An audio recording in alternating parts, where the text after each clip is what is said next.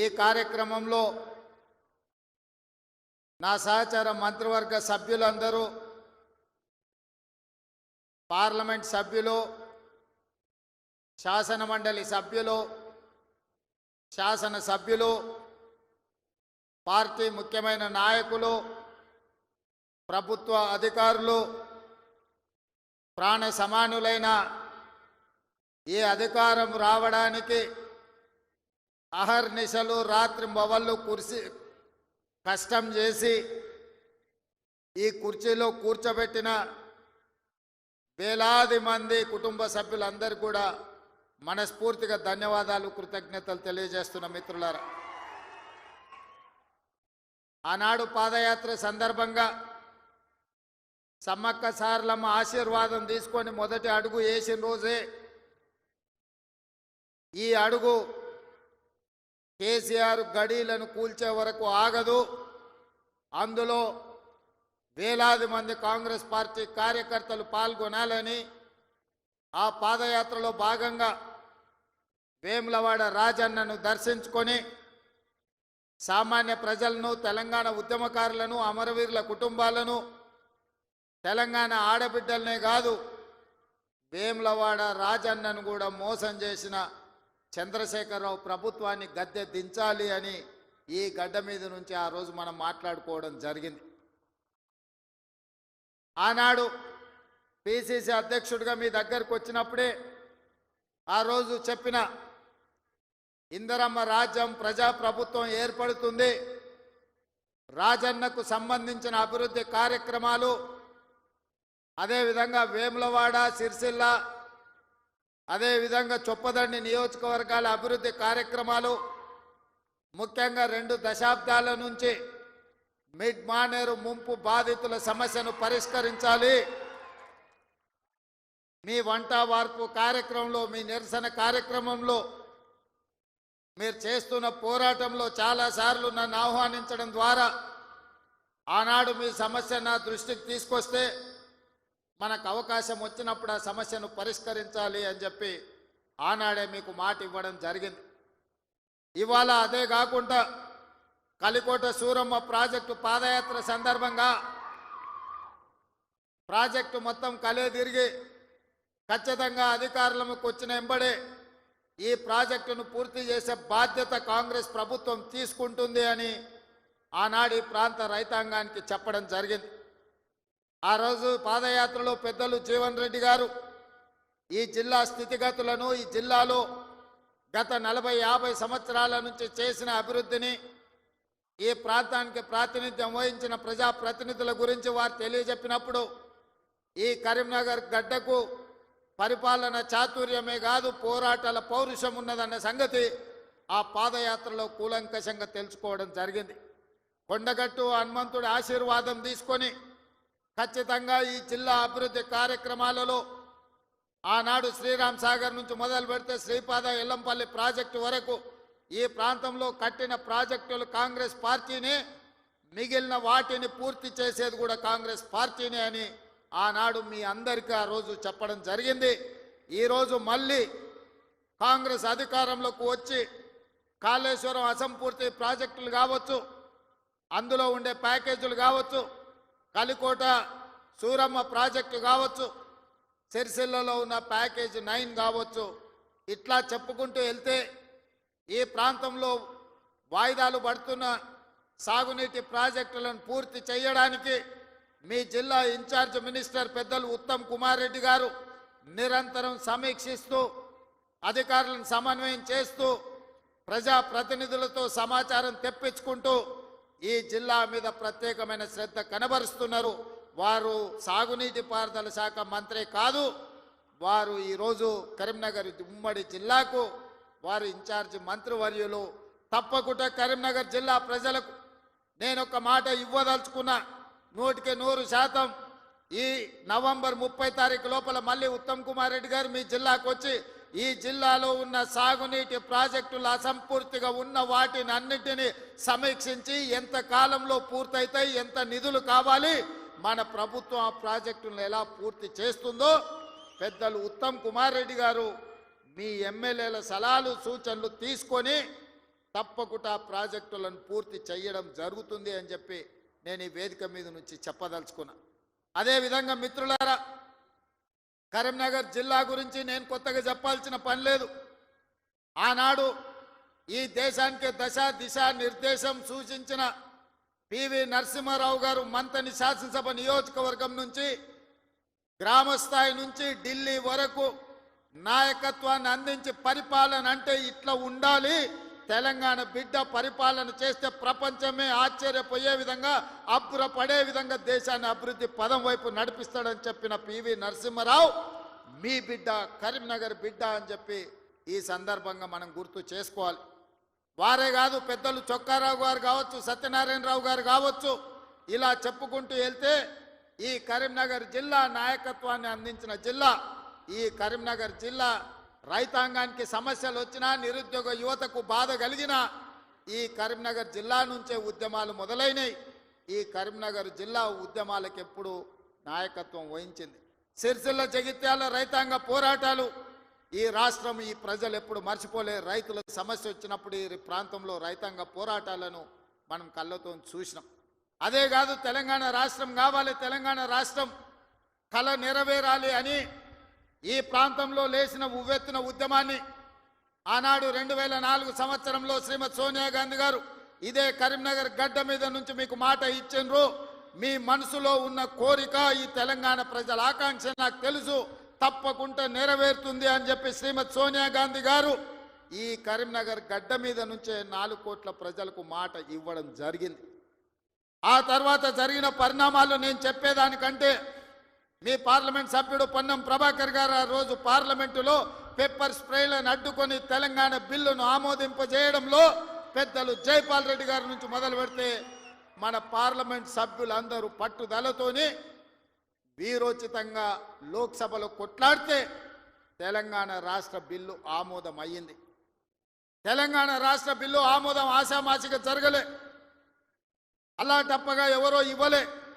శ్రీమతి సోనియా గాంధీ గారు ఆంధ్రప్రదేశ్లో 155 అసెంబ్లీలు, 25 పార్లమెంట్లు ఉన్న పార్టీ శాశ్వతంగా నష్టపోయినా, కేంద్రంలో అధికారం కోల్పోతుందని తెలిసిన 4 కోట్ల తెలంగాణ ప్రజల కోరిక నెరవేరాలి, కరీంనగర్ గడ్డ మీద నుంచి ప్రజలకు ఇచ్చిన మాట నెరవేర్చాలి అని వారు ఇచ్చిన మాటకు కట్టుబడి ఇవాళ తెలంగాణ రాష్ట్రం ఇచ్చింది. కాబట్టి మనందరం గర్వంగా తలెత్తుకొని నాది తెలంగాణ రాష్ట్రం, ఈ తెలంగాణ రాష్ట్రంలో ఇందిరమ్మ రాజ్యం, ప్రజా ప్రభుత్వం ఉన్నదని ఇవాళ మనం గొప్పగా గర్వంగా చెప్పుకునే పరిస్థితులు ఈ రోజు మనకు వచ్చినాయి. అంటే శ్రీమతి సోనియా గాంధీ గారు కరీంనగర్ గడ్డ మీద నుంచి ఇచ్చిన మాట అన్న సంగతి నేను మీకు గుర్తు చెయ్యదలుచుకున్నా.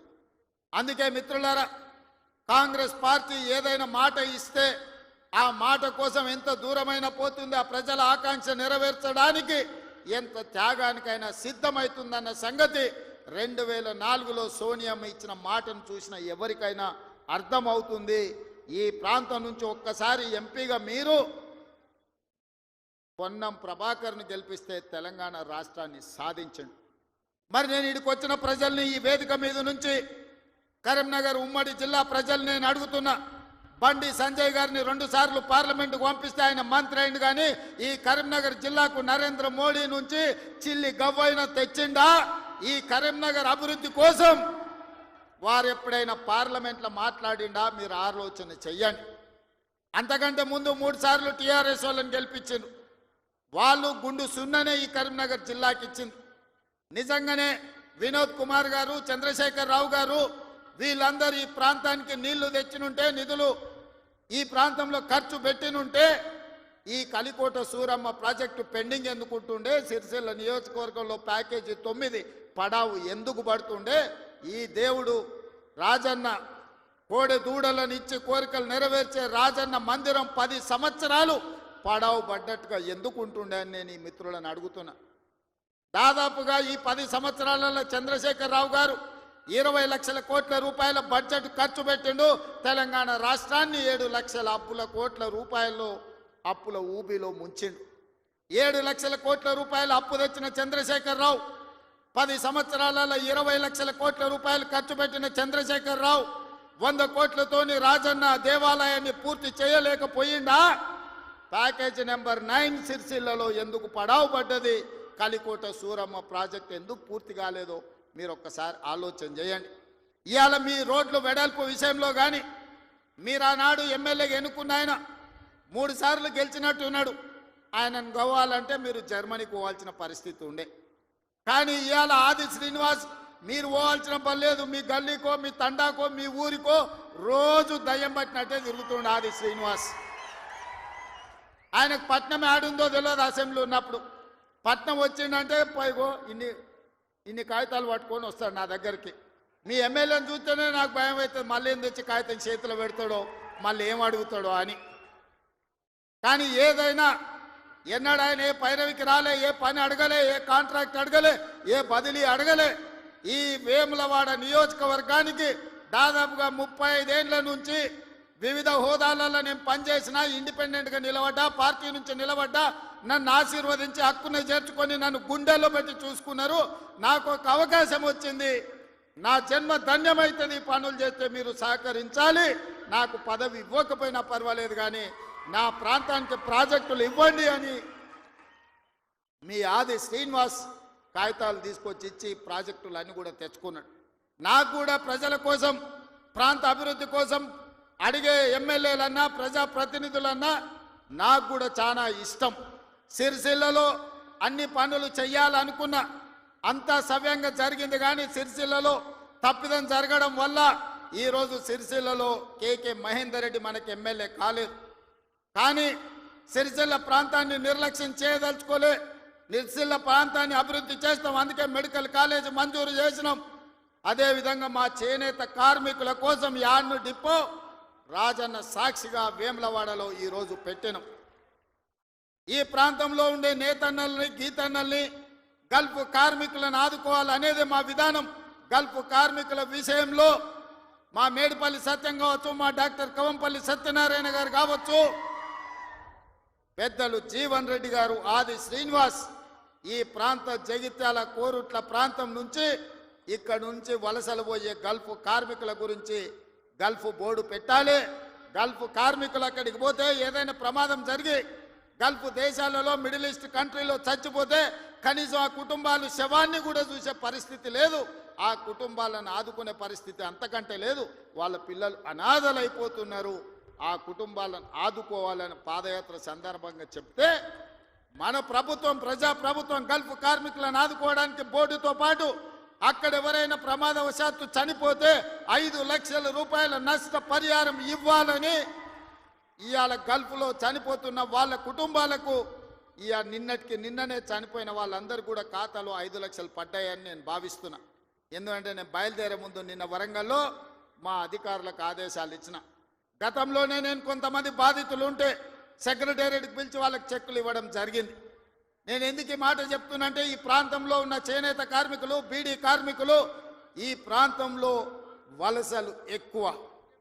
పాలమూరు నుంచి తట్ట పనో, పార పనో, మట్టు పనో, లేకపోతే బొంబాయో దుబాయో పోయే పరిస్థితులు ఉంటే ఇక్కడ పూర్తిగా గల్ఫ్, మిడిల్ ఈస్ట్ కంట్రీలకే వెళ్తున్నారు. వీళ్ళ కోసం ప్రత్యేకమైన బోర్డు తేవాలి, వీళ్ళని ప్రత్యేకంగా ఆదుకోవాలి, వీళ్ళ పిల్లలకు ఒక మంచి చదువులు ఇవ్వాలి, వాళ్లకు మంచి భవిష్యత్తు ఉండాలి అని ఇవాళ గల్ఫ్ కార్మికుల గురించి మన ప్రభుత్వం ఆలోచన చేస్తున్నది. తప్పకుండా తొందరలోనే ఇప్పుడు 11వ నెలలు ఉన్నాం. 10 నెలల్లో 4 నెలలు పార్లమెంట్ ఎన్నికలకే పోయినాయి. మీకు తెలుసు, మనం సరిగ్గా పరిపాలన చేసింది వచ్చిన కొత్తలో కొత్త సంసారమే 2-3 నెలలు. ఆ తర్వాత 4 నెలలు పార్లమెంట్ ఎన్నికల్లోనే పోయినాయి. 7 నెలలు తీస్తే సరిగ్గా కుదురుగా కుర్చీలో కూర్చొని సచివాలయానికి పోయి అధికారులతో మాట్లాడి పరిపాలనపరమైన నిర్ణయాలు తీసుకున్నది 4 నెలలే అని చెప్పి ఈరోజు తెలంగాణ సమాజానికి 4 కోట్ల ప్రజలకు నేను చెప్పదలుచుకున్నా. అయినా 10 సంవత్సరాలు చంద్రశేఖరరావు చేయలేని పనులన్నిటిని కూడా పడావు పెట్టిన ప్రాజెక్టులన్నిటిని కూడా తిరిగి పునః ప్రారంభించి ఈరోజు ప్రభుత్వం ముందుకెళ్తుంటే ఆయననేమో ఫామ్ హౌస్లో వండుకుంటాడు, వీళ్ళిద్దరేమో మన కాళ్ళలో కట్టబెట్టనికి తిరుగుతున్నారు. ఏలేశ్వరం పైన శనీశ్వరుడు వదలేదన్నట్టు ఇవాళ ఓడగొట్టి ఇంట్లో వండబెట్టిన అసెంబ్లీ ఎన్నికల్లో అధికారం పోయింది, పార్లమెంటులో సీట్లన్నీ పోయి గుండు సున్నా వచ్చింది. ఇప్పుడు వాళ్ళకు మెదడే పోయినట్టు అనిపిస్తుంది. అసెంబ్లీ ఎన్నికలలో అధికారం పోయింది, పార్లమెంటులో ఉన్న సీట్లన్నీ పోయినాయి. ఇప్పుడు వాళ్ళ ఏషాలు చూస్తుంటే ఉన్న మెదడు కూడా దొబ్బినట్టే నాకు అనిపిస్తుంది. ఏం మాట్లాడుతున్నారో నాకైతే అర్థమవుతలేదు. 10 సంవత్సరాలు మీరు ఇవన్నీ చేసి ఉంటే ఇవాళ రైతులకు 18,000 కోట్ల రూపాయలు 25 రోజుల్లో 23 లక్షల కుటుంబాలకు రైతు రుణమాఫీ చేయాల్సిన అవసరం నాకు వస్తుండేనా? 10 ఏళ్లలో నువ్వు 1,00,000 రూపాయలని 4 విడతలని మిత్తి కడతా అని అసలు మిత్తి కలిసి తడిసి మోపెడై రైతులు దేశంలోనే ఆత్మహత్యలలో 2వ స్థానం తెలంగాణ రాష్ట్రం వచ్చిన సంగతి చంద్రశేఖరరావు గారు మర్చిపోయినట్టున్నాడు. మహారాష్ట్ర మొదటి స్థానంలో ఉంటే ఈ 10 సంవత్సరాలు తెలంగాణ రాష్ట్రం రైతుల ఆత్మహత్యలలో 2వ స్థానాన్ని ఆక్రమించింది. నువ్వు రైతు రుణమాఫీ చేస్తా అని మొదటి 5 సంవత్సరాలు 1,00,000 రూపాయలు చేస్తా అని 4 విడతలని 5 ఏళ్ళని నువ్వు ఆ 1,00,000 చేసే లోపల ఇంకొక 1,00,000 మిత్తి అయింది. అసలు మిత్తి తడిసి మోపెడైంది. రెండవసారి మళ్ళీ 1,00,000 రూపాయలు ఇస్తాని 5 ఏళ్ళైనా 1,00,000 రూపాయలు పూర్తి చేయలే. ఆ 5 ఏళ్లలో ఆయన ఇచ్చింది 11,000 కోట్ల రూపాయలు. ఇవాళ చంద్రశేఖరరావు గారిని అసెంబ్లీకి రమ్మనుండ్రి, లెక్కలన్నీ తీసి నేను చదివి వినిపిస్తా. 5 ఏళ్ళు అధికారంలో ఉన్న నువ్వు 11,000 కోట్ల రూపాయల రైతు రుణమాఫీకి 5 ఏళ్ళు తీసుకుంటే, ఇందిరమ్మ రాజ్యంలో కాంగ్రెస్ ప్రభుత్వం 25 రోజుల్లో 23 లక్షల కుటుంబాలకు దాదాపుగా 18,000 కోట్ల రూపాయల రైతు రుణమాఫీ చేసి 2 లక్షల వరకు ఉన్న రైతాంగానికి మేము రుణమాఫీ చేస్తే పెద్ద మనిషిగా అభినందించాల్సింది పోయి, ఒకవేళ మనిషి పెద్ద మనిషివైనా నీకు చిన్న బుద్ధి ఉంటే మౌనంగా నన్ను ఉంటావేమో అనుకున్నా. కానీ అన్ని చిల్లర మాటలే మాట్లాడుతురు. ఒక్కటన్నా అక్కడికి వచ్చేది మాట్లాడుతురా? ఎవడన్నా సంసారం చేసేటోడు మాటలు మాట్లాడుతురా? వాళ్ళు తండ్రి కొడుకు అల్లుడు వాళ్ళని చూడండి ఒక్కసారి వాళ్ళు ఏమేమి మాట్లాడుతురో చూడండి. 10 ఏళ్ళు ప్రభుత్వం నడిపినాడు, 10 నెలలు కాకముందే నువ్వు దిగిపో మేము కూర్చుంటామంటారు. 10 ఏళ్ళు కూర్చున్నారు కదా, ఏం ఎలుగబెట్టిర్రు? ఎలుగబెడితే ఏం ఎలుగబెట్టిర్రో చెప్పండి. 10 ఏళ్ళు మీరు చేయలేని పనులు మేము చేస్తుంటే మీకు కడుపు నొప్పి వచ్చిందా? మీకు కాలు నొప్పి అయిందా? ఏం నొప్పి అయింది? మీకు ఏడ నొప్పి లేస్తుంది? నాకు అర్థమైతలేదు. మీ నొప్పికి మా కార్యకర్తల దగ్గర మందు ఉన్నది, పెడతారు. ఏడ పెట్టాలనో ఆడా మీకు నొప్పి లేచిన కాడ మా వాళ్ళు మందు పెడతారు, సిద్ధంగానే ఉన్నారు. మీరు అనుకుంటున్నాం సోషల్ మీడియాలో 4 హౌల పోస్టులు పెట్టి పెద్ద మొనగాళ్ళం అనుకుంటున్నట్టున్నారు. మా వాళ్ళు ఏంటంటే అధికారం వచ్చింది ఇప్పుడు తొందరగా ఉంది అని కొంచెం రిలాక్స్ అవుతున్నారు. వస్తున్నాయి స్థానిక సంస్థల ఎన్నికలు, మా వాళ్ళు తయారవుతారు, అప్పుడు తెలుస్తుంది ఇద్దరికి బామార్దులకు. ఇవాళ నేను అడిగేది ఒక్కటే, 10 ఏళ్లల్లో నువ్వు చేసిన రైతు రుణమాఫీ అంతా లెక్కలు తీద్దాం. ప్రభుత్వం నా దగ్గరనే ఉంది, వ్యవసాయ శాఖ మంత్రి ఈ వేదిక మీదనే ఉన్నారు, తుమ్మల నాగేశ్వరరావు గారు. మొదటి 5 ఏళ్లలో ఎంత విడత ఎంతమంది రైతులకు ఎంత రుణమాఫీ చేసినో లెక్కలు చెప్పుదాం. 2వ విడత 5 ఏళ్లలో మళ్ళీ అధికారంలోకి వచ్చినాక ఎంతమంది రైతులకు ఎన్ని కోట్ల రూపాయలు ఇచ్చినో లెక్క తీద్దాం. 25 రోజుల్లో మనము 2 లక్షల రూపాయల మేరకు రైతులకు చేసిన రుణమాఫీని 2014 నుంచి 2018 వరకు, 2018 నుంచి 2023 డిసెంబర్ వరకు, 2023 డిసెంబర్ నుంచి 2024 డిసెంబర్ వరకు 3 సార్లు రైతు రుణమాఫీలో 2 సార్లు చంద్రశేఖరరావు చేస్తే ఒక్కసారి ఈ వేదిక మీద ఉన్న మా మిత్రులందరూ చేసారు. లెక్కలు తీద్దాం, వాస్తవాలు మాట్లాడదాం. చంద్రశేఖరరావు గారు మీరు అసెంబ్లీకి రాండి. నీకు ధైర్యం ఉంటే, నిజాన్ని ఎదుర్కొనే చిత్తశుద్ధి నీకుంటే రా అసెంబ్లీలకు. మా వ్యవసాయ శాఖ మంత్రి ఈరోజు నీకు లెక్కలు చెప్తాడు, ఏమన్నా తక్కువ పడితే మిగతా సంగతి నేను చూసుకుంటా. అదేవిధంగా తెలంగాణ ఉద్యమమే నిరుద్యోగ సమస్య. ఈ నిరుద్యోగ సమస్యనే తెలంగాణ రాష్ట్రాన్ని సాధించి వందలాది మంది బిడ్డలు ఆత్మ బలిదానాలు చేసుకొని సాధించుకున్న తెలంగాణలో 10 నెలల్లో నేను 50,000 ఉద్యోగాలు ఇచ్చిన ప్రభుత్వ ఉద్యోగాలను 10 ఏళ్లలో నువ్వు ఎన్ని ఇచ్చినవో లెక్క కట్టు, తలకాయ లెక్క పెడదాం. 50,000కు ఒక్క తలకాయ తక్కువ ఎల్పీ స్టేడియంలో అందరిని పిలుస్తా. 50కి తక్కువ ఉంటే అక్కడ నేను క్షమాపణ చెప్తా. స్వతంత్రం వచ్చినప్పటి నుంచి భారతదేశంలో ఏ రాష్ట్రం కూడా మొదటి సంవత్సరంలో 10 నెలల్లో 50,000 ఉద్యోగాలు ఇవ్వలేదు. నేను సూటిగా సవాలు విసురుతున్న చంద్రశేఖర్ రావు గారికి, రా నీ 10 ఏళ్ల పాలనలో ప్రతి సంవత్సరానికి నువ్వు ఎన్ని ఉద్యోగాలు ఇచ్చినావు? 10 నెలలల్లా నేను 50,000 ఉద్యోగాలు ఇచ్చిన లెక్క కట్టి తలకాయలు మొత్తం ఎల్బీ స్టేడియంలో పిలిపించి అందరిని పెడతా, నువ్వు వాళ్ళ తల లెక్క పెట్టుకో. ఒక్క తల తగ్గిన క్షమాపణ చెప్పడానికి నేను సిద్ధంగా ఉన్నా. అన్ని చిల్లర మాటలే. మా తాత ఉన్నప్పుడే నోటిఫికేషన్ ఇచ్చాడు, మా ముత్తాత ఉన్నప్పుడే మేము ఇవన్నీ చేసినాం అంటాడు. వెనకటికి ఎవడోనంటే వాడిని తాతలు నేతులు తాగుతానంట, ఇప్పుడు వీడు మూతులు నాకిండంట. గట్లున్నది వీళ్ళ మాటలు. చెప్పుకోవడానికి బాగానే ఉంటుంది. మా చచ్చిపోయిన బర్రె పగిలిపోయిన కుండ నిండా పాలిస్తుండని. బర్రె చచ్చింది, కుండ పగిలింది, ఇంకా బుద్ధి మాత్రం మారలేదు వీళ్ళకు. అందుకే ఇవాళ రైతు రుణమాఫీ విషయంలో కానీ, నిరుద్యోగ సమస్య విషయంలో కానీ, ఆర్టీసీలో ఆడబిడ్డలకు ఉచిత ప్రయాణం ఏదైతే ఇచ్చినామో 1,10,00,000 మంది ఆడబిడ్డలు ఈరోజు అమ్మగారి ఇంటికోవాలన్నా, రాముల వారిని దర్శించుకోవాలన్నా ఒక్క రూపాయి ఒక్క పైసా లేకున్నా పోవచ్చు. 3,700 కోట్ల రూపాయలు మంత్రి పొన్నం ప్రభాకర్ గారు ఇవాళ ఖర్చు పెట్టి ఆడబిడ్డలకు ఉచిత బస్సు ప్రయాణం ఇచ్చాడు. ఇదే కాదు, ఆనాడు మోడీ ప్రభుత్వం 1,200 రూపాయల సిలిండర్ చేస్తే ఈరోజు ఆడబిడ్డలకు 500 రూపాయలకే సిలిండర్ ఇస్తున్నాం. ఆ శాఖ ఉత్తమ్ కుమార్ రెడ్డి గారు చూస్తున్నారు. అదేవిధంగా ప్యాడీ ఆయనలో ఏమన్నాడే కేసీఆర్, ఊరేసుకుంటే ఊరేసుకున్నట్టే అన్నాడు. అన్నోడు అన్నట్టు ఉండాలి కదా. ఆయన మాత్రం ఫామ్ హౌస్లో 150 ఎకరాలు ఊరేసుకున్నాడు. అవన్నీ లెక్కలు తీసి బయట పెట్టిన వీడియోలతో సహా. మా సార్ అట్లా వేసుకున్నాడు కానీ అని వాళ్ళ తాబేదారులు వచ్చి చెప్పారు. ఆ తర్వాత మన ప్రభుత్వం వచ్చినాక ఉత్తమ్ కుమార్ రెడ్డి గారితో వ్యవసాయ శాఖ మంత్రితో మాట్లాడి వరి పండించాల్సిందే, వరి కొనాల్సిందే, సన్న ఓట్లు వండిస్తే 500 బోనస్ ఇస్తామంటే ఇవాళ 66 లక్షల ఎకరాలల్లా 1,53,00,000 మెట్రిక్ టన్నుల వరి ధాన్యాన్ని ఇవాళ తెలంగాణ గడ్డ పండించింది. స్వతంత్రం వచ్చినప్పటి నుంచి ఉమ్మడి ఆంధ్రప్రదేశ్లో కూడా ఇంత వరి పంట రాలేదు. ఇవాళ మన 10 నెలల ప్రభుత్వంలో 1,53,00,000 మెట్రిక్ టన్నుల వడ్లు పండించిందంటే అది మన రైతన్నల గొప్పతనం కాదా?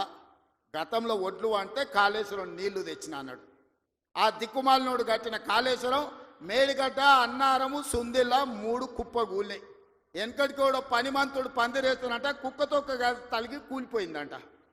కాళేశ్వరం కట్టిండెప్పుడు, కూలిందెప్పుడు? 1,00,000 కోట్లు నిండా మింగిండు, ఫామ్ హౌస్లో బోర్లో వండిండు.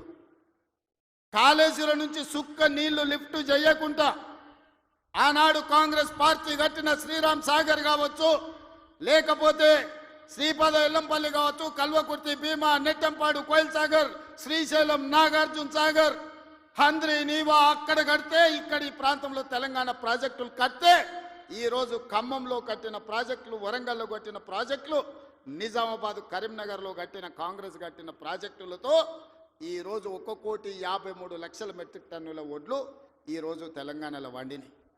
1,00,000 కోట్లు కాళేశ్వరంలో కాంట్రాక్టర్లకు కాలబెట్టిండు.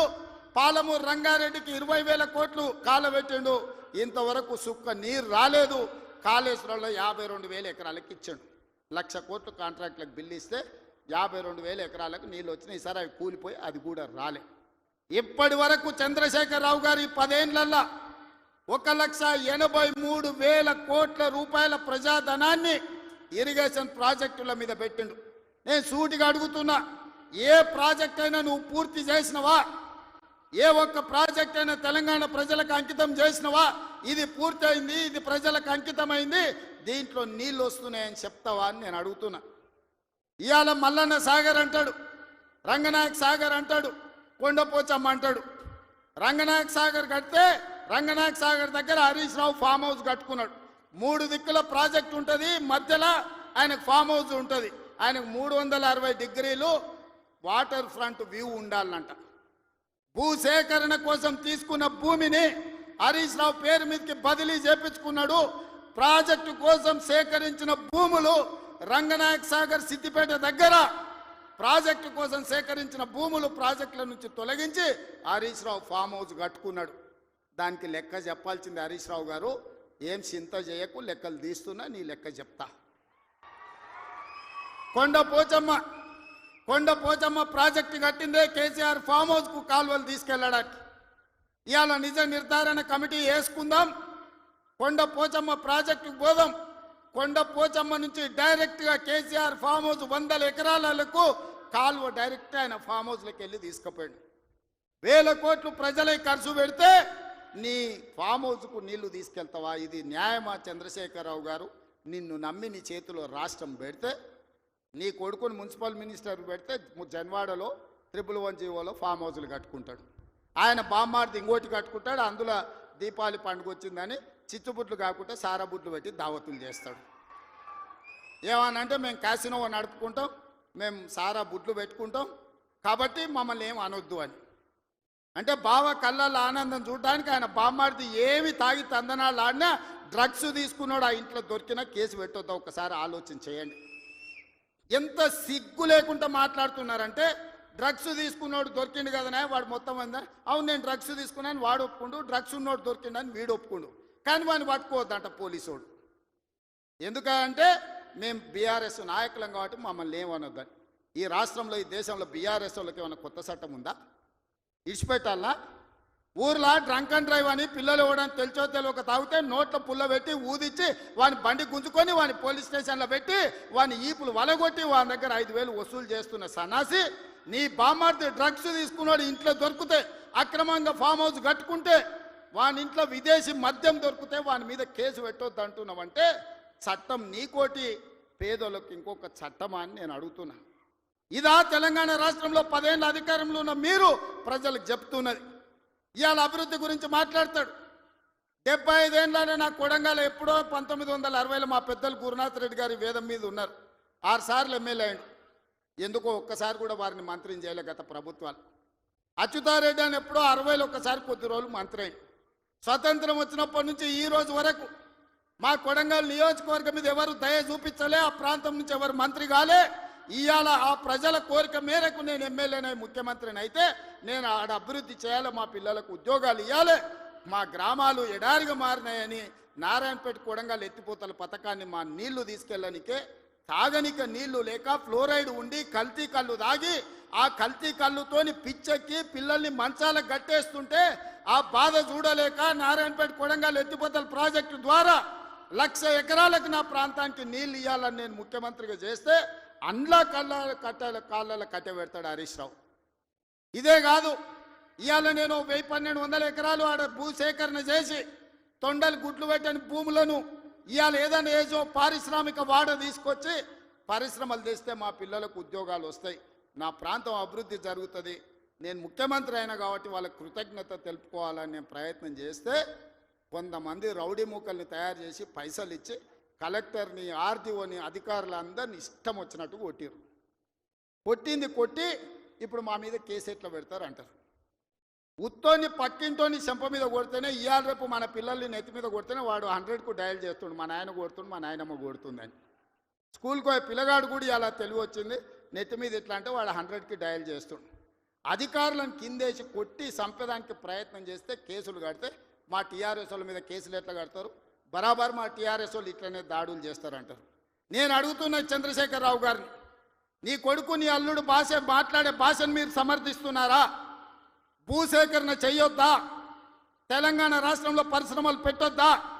మా IT and industry Sridhar Babu గారు రోజుకి 20 గంటలు పనిచేస్తూ ఈ రాష్ట్రానికి 1,000 కోట్ల రూపాయల పెట్టుబడులు తెచ్చి విదేశీ పరిశ్రమలను రప్పించి నిరుద్యోగ యువకులకు, ఇంజనీర్లకు ఈరోజు ఉపాధి కల్పించాలని చేస్తున్న ప్రయత్నం తెలంగాణ రాష్ట్రంలో చెయ్యొద్దా? మీరు చెప్పండి. 10 ఏళ్ళు ప్రభుత్వం నడిపిన మీరు భూసేకరణ చేయలేదా? మల్లన్న సాగర్ల ప్రజల్ని ముంచలేదా? 14 గ్రామాలను మల్లన్న సాగర్ల ముంచలేదా? కొండ పోచమ్మల ముంచలేదా? రంగనాయక సాగర్ల ముంచలేదా?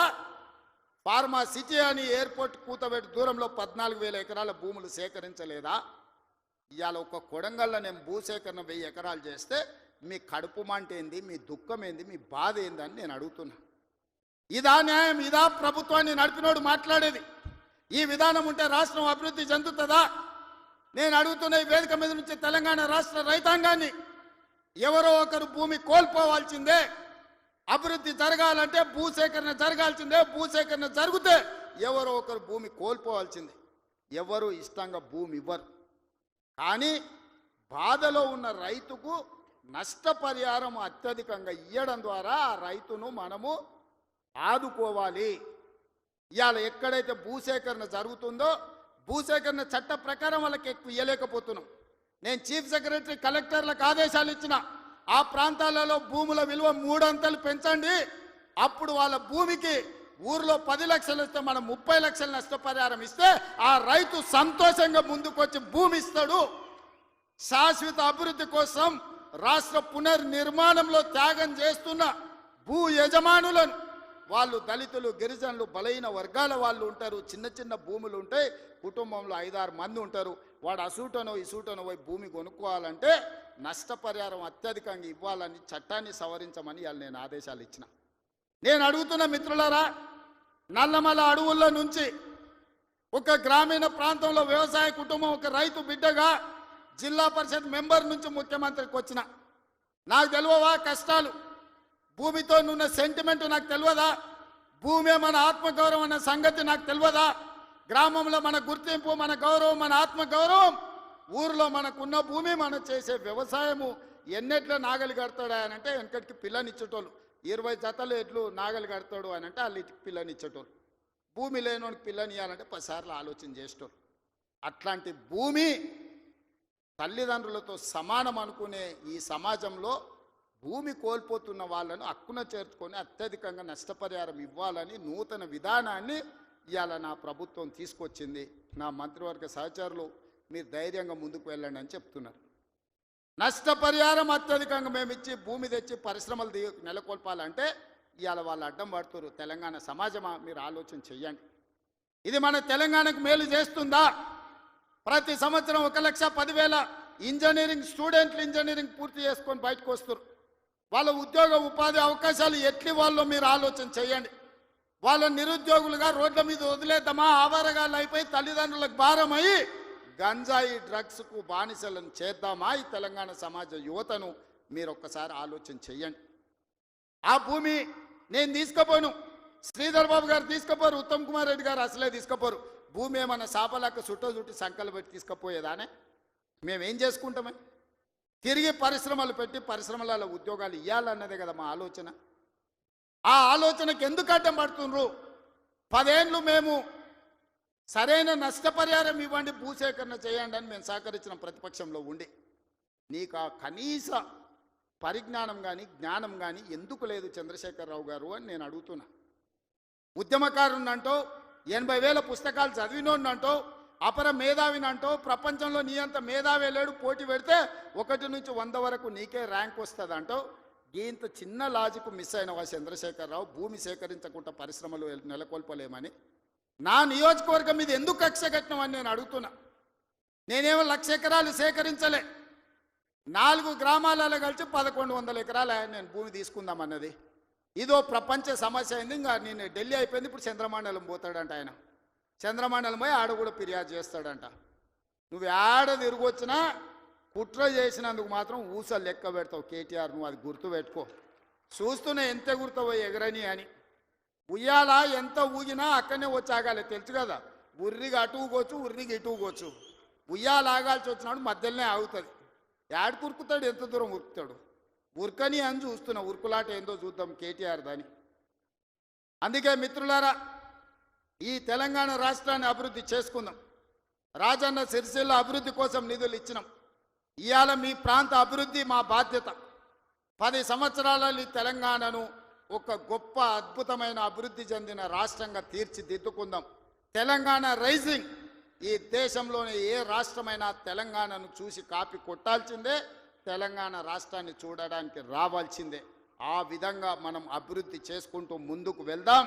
ఇంత మంచి కార్యక్రమాన్ని ఏర్పాటు చేసినందుకు అధికారులతో పాటు నిర్వాహకులకు అందరికీ మనస్ఫూర్తిగా ధన్యవాదాలు తెలియజేస్తున్నా. చాలా విషయాలు ఉన్నాయి మీతో పంచుకోవాల్సినవి, వస్తానే ఉంటా, మిగతా విషయాలు మాట్లాడుతూనే ఉంటా. చివరిగా చంద్రశేఖరరావు గారికి మాత్రం ఒక మాట చెప్తున్నా. అసెంబ్లీకి రా స్వామి, రా, వచ్చి కూర్చుందాం. రా, నీ 80,000 పుస్తకాలు ఏం చదివినావు మాట్లాడదాం.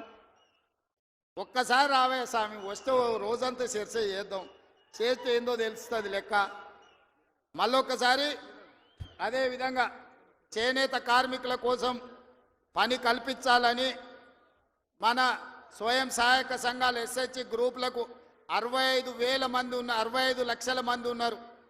1,30,00,000 చీరలు స్వయం సహాయక సంఘాలకు సంవత్సరానికి 2 చీరలు ఈరోజు మంచి క్వాలిటీతో ఇచ్చి ఆడబిడ్డల ఆత్మ గౌరవంతో ఉండే విధంగా నిర్ణయం తీసుకున్నాం. ప్రతి ఆడబిడ్డలకు 2 చీరలు ఇస్తాం. ఇక్కడుండే మా వాళ్లకు ఓన్లీ పవర్ లూమ్ నుంచి కాకుండా మన పాలిస్టర్ అండ్ కాటన్ మిక్స్డ్లో చీరలు తయారు చేయండి, మంచి చీరలు వాళ్ళకి ఇద్దాం, ఆత్మ గౌరవంతో బ్రతికే విధంగా తెలంగాణను ముందుకు తీసుకెళ్దామని తెలియజేస్తూ మీ అందరి దగ్గర సెలవు తీసుకుంటున్న ధన్యవాదాలు మిత్రులారా.